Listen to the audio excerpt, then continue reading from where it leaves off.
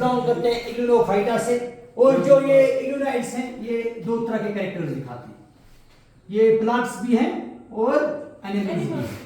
हम कहते हैं कि जो ये क्लोरोफिल, ये इग्नोनाइट्स हैं, इनमें कुछ पिगमेंट्स प्रेजेंट हो, जैसे क्लोरोफिल ए है, जैसे क्लोरोफिल बी है।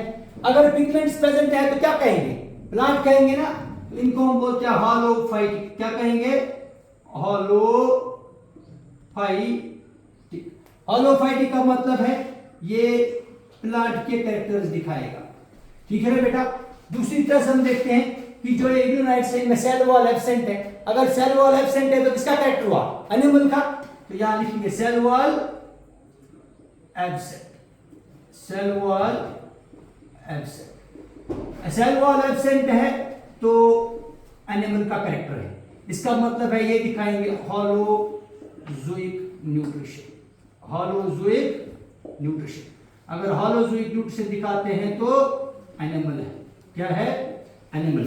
इसका मतलब है ये प्लांट के कैरेक्टर्स भी दिखाता है और एनिमल के कैरेक्टर्स भी दिखाता है। इसलिए हम इनको इग्नोनाइट्स को कनेक्टिंग लिंक बिटवीन प्लांट्स और एनिमल्स कहते हैं बेटा। The connecting link, connecting link between plants and animals, ये कनेक्टिंग लिंक है प्लांट्स और एनिमल्स के दरमियान। ये दोनों कैरेक्टर्स दिखाते हैं। इसका मतलब है ये प्लांट लाइक भी है और एनिमल लाइक प्रोसेस भी है। समझ गए ना बेटा, प्लांट लाइक और एनिमल लाइक, यानी कि दोनों कैरेक्टर्स दिखाते हैं। इसलिए इग्नोना के लिए इग्नोनाइट्स अलग ही बनाया गया है। इसमें एक ही ऑर्गेनिज्म फॉलो करता है जिसको हम इग्नोना कहते हैं, ठीक है ना बेटा। इसकी जो सेल स्ट्रक्चर है ना, आपकी किताब पे दी गई है, लेकिन वहां पे लेबलिंग नहीं है।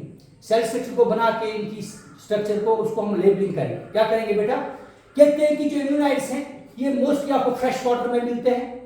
फ्रेश वाटर का मतलब है क्या, ये बहते हुए पानी में मिलेंगे, फ्रेश वाटर। फ्रेश वाटर का मतलब यहाँ पे ये चलते हुए पानी में नहीं मिलते हैं, जो फ्लोइंग वाटर है, बल्कि स्टैग्नेंट वाटर में मिलते हैं। स्टैग्नेंट जानते हैं ना बेटा, स्टैग्नेंट वाटर। स्टैग्नेंट वाटर का मतलब है ये साफ पानी है लेकिन रुका हुआ होना चाहिए, ठीक है ना बेटा। जैसे पॉन्ड्स, पॉन्ड तालाब में मिल सकते हैं। अच्छा, ये जो इग्नोनाइट्स हैं इनमें दूसरा कैरेक्टर आप देखोगे कि इनमें सेल वॉल तो एब्सेंट है, लेकिन सेल वॉल के बजाय इनमें एक प्रोटीन रिच लेयर होती है जिसको हम पेलिकल कहते हैं। सेल वॉल के बजाय इनके पास यहाँ एक प्रोटीन रिच लेयर है, प्रोटीन रिच लेयर, जिसको हम पेलिकल के नाम से जानते हैं, पेलिकल। ये पेलिकल फ्लेक्सिबल प्रोटीन है। फ्लेक्सिबल का मतलब इनकी बॉडी जो है ये किसी भी दिशा में मुड़ सकते हैं, मतलब ये फ्लेक्सिबिलिटी देता है बॉडी को। ये इग्नोना जो है किसी भी एनवायरनमेंट में डाल सकता है। हम बोलते हैं ना, जैसा देश वैसा बेस, ये वैसा ही बेस बना सकता है। इसको किसी भी कंडीशन में डाल दो तो वैसा ही रहेगा। सनलाइट दोगे तो ऑटोट्रॉफ है, खुद बनाएगा। अगर सनलाइट आप निकाल दोगे, सनलाइट नहीं होगी तो ये हिट्रोट्रॉफ बनेगा, छोटे छोटे ऑर्गेनिज्म को खाएगा और खाने वाले को हम प्रीडेटर कहते हैं, ठीक है ना बेटा। तो ये ऑटोट्रॉफ भी है और हिट्रोट्रॉफ भी है। सनलाइट है तो ऑटोट्रॉफ है, सनलाइट एब्सेंट है तो हिट्रोट्रॉफ है। हिट्रोट्रॉफ में करेगा क्या, ये प्रीडेटर बनता है, छोटे छोटे ऑर्गेनिज्म को पकड़ेगा, किल करेगा और खाएगा। उसको हम बोलते हैं predator. Catch, kill and eat, catch, kill and eat करेगा। और इसकी सेल से थोड़ा इसकी डायग्राम को देखते हैं बेटा। इसकी जो डायग्राम है यहां बताता हूं मैं, और देखेंगे कि कैरेक्टर्स क्या क्या दिखाते हैं, इनमें क्या क्या प्रेजेंट है। आओ इधर, ये इसकी स्ट्रक्चर, ये पीछे से आप आगे से थोड़ा इसको क्या करोगे, तो टैपरिंग बनाओगे ज्यादा, ये ऐसे बनाओगे, ये यूना है। और इसके यहाँ पे आप देखोगे अंदर ये साइटोप्लाज्म है, लेकिन यहाँ पे जो ये है इसके दो लेयर्स होते हैं। सेल मेम्ब्रेन तो ही है, लेकिन बाहर से बॉडी जो है, सेल वॉल एब्सेंट है लेकिन प्रोटीन रिच लेयर होगी जिसको हम पेलिकल कहते हैं। सेल वॉल ना सही, प्रोटीन की ही लेयर सही। ये जो बाहर की लेयर है इसको हम पेलिकल कहते हैं। क्या कहते हैं बेटा, पेलिकल। और ये पेलिकल जो है ये flexible protein, flexible protein, flexible protein मतलब ये फ्लेक्सिबिलिटी देता है बॉडी को, flexible protein. Cell wall absent है, लेकिन बॉडी में क्या है, इसके बाद एक प्रोटीन रिच लेयर होती है जिसको हम पेलिकल कहते हैं। पेलिकल के अंदर आप देखोगे यहाँ पे जो अंदर वाली लेयर है वो सेल मेम्ब्रेन कहलाती है, सेल मेम्ब्रेन। सेल मेम्ब्रेन तो सेम जैसे यूकेरियोट्स में है, क्योंकि ये भी यूकेरियोट ही है, ठीक है ना बेटा, इसमें भी सेल मेम्ब्रेन है जिसको हम प्लाज्मा मेम्ब्रेन के नाम से भी जानते हैं। अंदर आओगे यहाँ पे आप देखोगे जो ये माउथ लाइक स्ट्रक्चर आपको दिख रहा है ना, ओपनिंग, इसको हम ऑस्टियोल कहते हैं। क्या कहते हैं? ऑस्टियोल, ओपनिंग है, ओपनिंग। और यहाँ पे आप देखोगे ये जो आगे ऐसे आप देखोगे एक अच्छे गड्ढा जैसे बनता है, इस गड्ढे को हम रिजर्वायर कहते हैं। क्या कहते हैं? रिजर्वायर। रिजर्वायर जानते हैं ना बेटा, जहां कोई चीज डिपॉजिट हो जाती है। लेकिन यहां से आप देखोगे एक बेसल बॉडीज दो होती है, एक और दो बेसल बॉडीज। ये दो बेसल बॉडीज से जब जब भी बेसल बॉडी होगी तो समझ लेना यहां फ्लैजिला उठते हैं। एक फ्लैजिला उठेगा लेकिन छोटा होगा, फिर दूसरा उठेगा लेकिन वो लंबा होगा, ठीक है ना बेटा। इसका मतलब है जो छोटा फ्लैजिला है इसको हम पैराफ्लैजिलर बॉडी कहते हैं, पैराफ्लैजिलर बॉडी के नाम से जानते हैं। ये पैराफ्लैजिलर बॉडी जो है ये फंक्शन नहीं करता। इनमें जो लंबा वाला फ्लैजिला है यहां देख सकते हैं ये फंक्शन करता है, इसको हम बोलते हैं एक ही फ्लैजिला जो लंबा वाला है वो फंक्शनल फ्लैजिलम। क्या है बेटा? Functional flagellum. हमने पढ़ा था ना डायनोफ्लैजिलेट्स, उनमें भी दो फ्लैजिला थे, लेकिन दोनों के दोनों बराबर थे और दोनों फंक्शन करते थे, इसलिए नाम दिया था डायनोफ्लैजिलेट्स। क्योंकि यहाँ पे एक ही फ्लैजिला फंक्शन करता है इसलिए हम लिखते हैं इसको ये फंक्शनल फ्लैजिलम एक ही है तो दो जैसे उनमें, लेकिन एक छोटा है एक बड़ा है, one short and one long. ये शॉर्ट है ये बड़ा है, यहाँ पे लिख सकते हैं हम ये शॉर्ट फ्लैजिला है और ये लॉन्ग फ्लैजिलम है। जो लॉन्ग फ्लैजिलम है वही फंक्शन करता है, जो शॉर्ट वाला है फंक्शन नहीं करता है। अंदर आते हैं ना यहाँ बेटा, इधर यहाँ पे आप देखोगे जो ये है इस गड्ढे के ऊपर यहाँ पे आप देखोगे एक फोटो रिसेप्टर ऑर्गन है, क्योंकि ये सनलाइट को रिसीव करेगा ना। फोटो रिसेप्टर, फोटो का मतलब सनलाइट, रिसेप्टर का मतलब रिसीव करने वाला, इसको हम बोलते हैं आई स्पॉट। क्या बोलते हैं बेटा? ये आई स्पॉट कहलाता है। इसी आई स्पॉट को हम दूसरा नाम स्टिग्मा भी कहते हैं। और ये आई स्पॉट क्या काम करता है? ये एज फोटो रिसेप्टर काम करता है, फोटो रिसेप्टर, ठीक है ना बेटा। ये सनलाइट को रिसीव करेगा। अच्छा यहाँ अंदर आते हैं, इसमें इनके पास न्यूक्लियस भी प्रेजेंट है और न्यूक्लियस बिल्कुल यूकेरियोट्स की तरह है, यानी कि डबल मेम्ब्रेन है।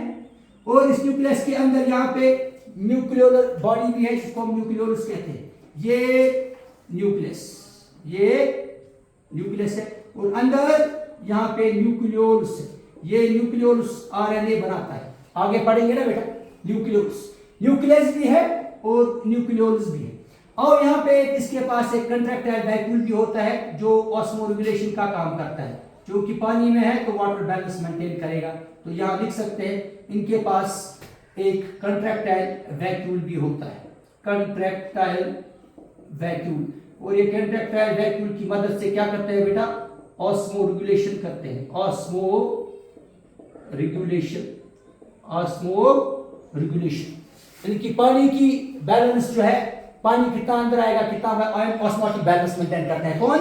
ये कंट्रैक्टाइल, इसलिए इसको ये ऑस्मो रेगुलेशन करता है।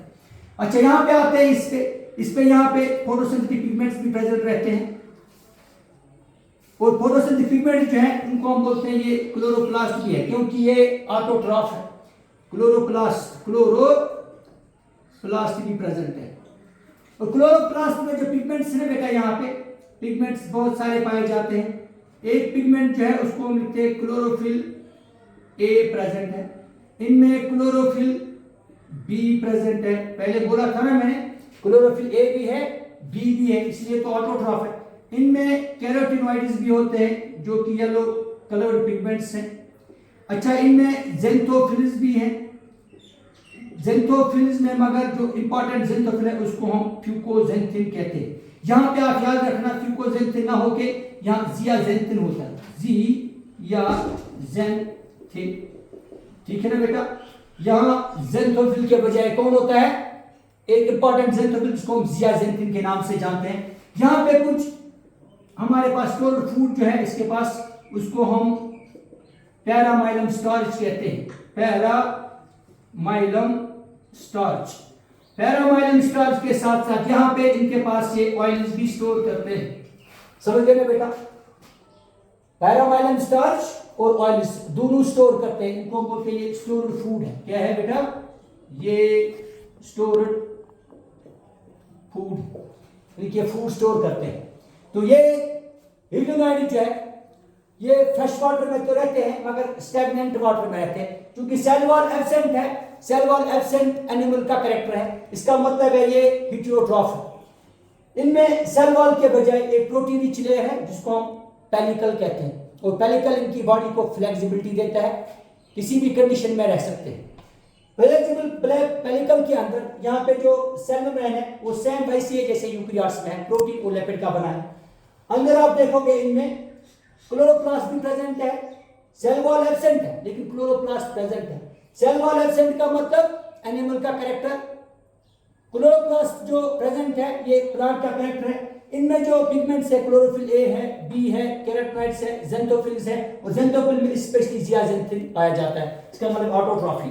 अंदर स्टोर भी करते हैं फूड फोटोसिंथेसिस करके, ऑयल्स और पैरामाइलम स्टार्च, ठीक है, दोनों स्टोर रहते हैं। इनमें न्यूक्लियस भी प्रेजेंट है और न्यूक्लियस के बाहर मेम्ब्रेन भी है, well developed nucleus, well developed membrane है। इनमें कंट्रैक्टाइल वैक्यूल होता है जो ऑस्मोरेगुलेशन का काम करता है। इनके बारे में यहाँ पे जो ओपनिंग होती है उसको हम ऑस्टियोल कहते हैं।